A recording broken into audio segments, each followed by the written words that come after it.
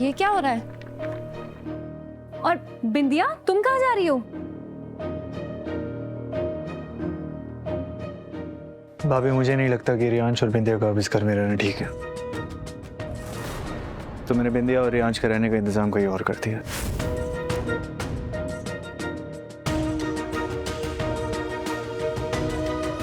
आप रियांश को लेके जा रहे हैं?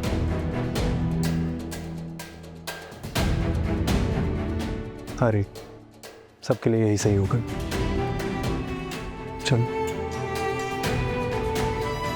नहीं नहीं नहीं नहीं, विद्या प्लीज प्लीज रियांश को मत लेके जाओ। राघव, आप रियांश को ऐसे नहीं ले जा सकते। शीत, मुझे इस बात पे कोई आर्गुमेंट नहीं करनी। रियांश और बिंदिया इस घर में नहीं रह सकते, मेरा आखिरी फैसला है।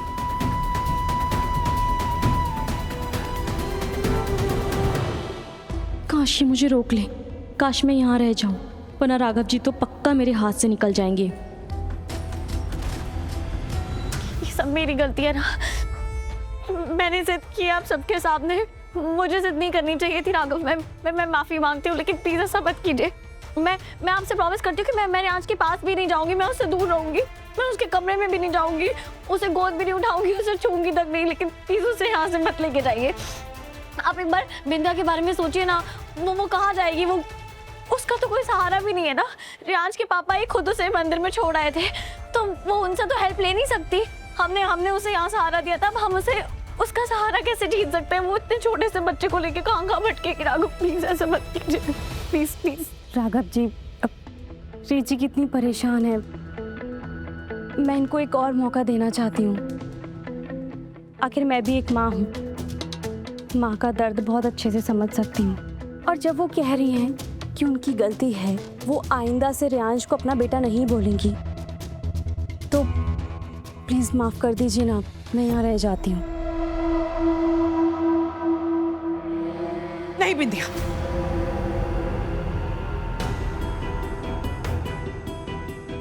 इस तरह के डिसीजंस ऐसे इमोशनल होकर नहीं लिए जा सकते। शालिनी जी प्लीज, आप बीच में मत बोलिए। मुझे बीच में बोलना पड़ेगा रीत, क्योंकि अब ये बात सिर्फ तुम्हारे और बिंदिया के बीच की नहीं रह गई, इसमें पूरा घर इन्वॉल्व है, पूरा परिवार शामिल हो गया है इसमें।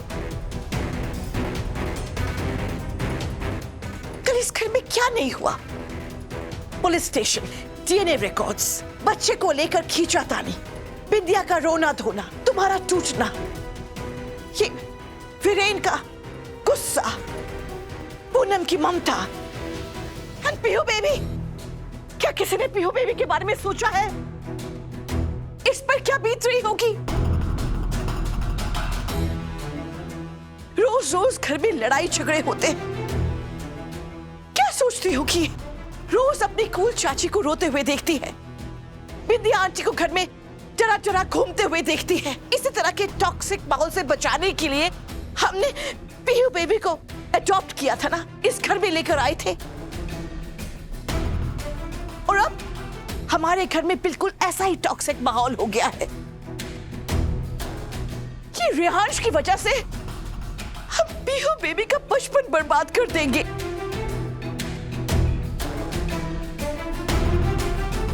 राघव, तुमने और रीत ने बिंदिया को सहारा दिया, ग्रेट, बहुत पुण्य का काम किया, लेकिन हर सहारा जिंदगी भर का रिश्ता बन जाए ऐसा जरूरी तो नहीं। जरूरत पड़ने पर उस रिश्ते से अपने आप को अलग भी कर लेना होता है। यस,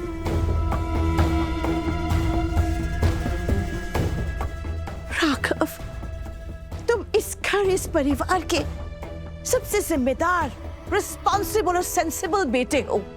तुम्हें पता है कि जब भी तुम कोई फैसला लेते हो, अब वो सिर्फ रीत और बिंदिया के बारे में नहीं होगा, सिर्फ उन पर असर नहीं करेगा, इस छत के नीचे रहने वाले हर इंसान पर उसका असर होगा, पूरे परिवार पर उसका असर होगा। ये रोज रोज के झगड़े, रोज रोज के तनाव, दुख, डर, मेरे भगवान जी, अगर रियांश की जिंदगी सच में खतरे में पड़ जाए तो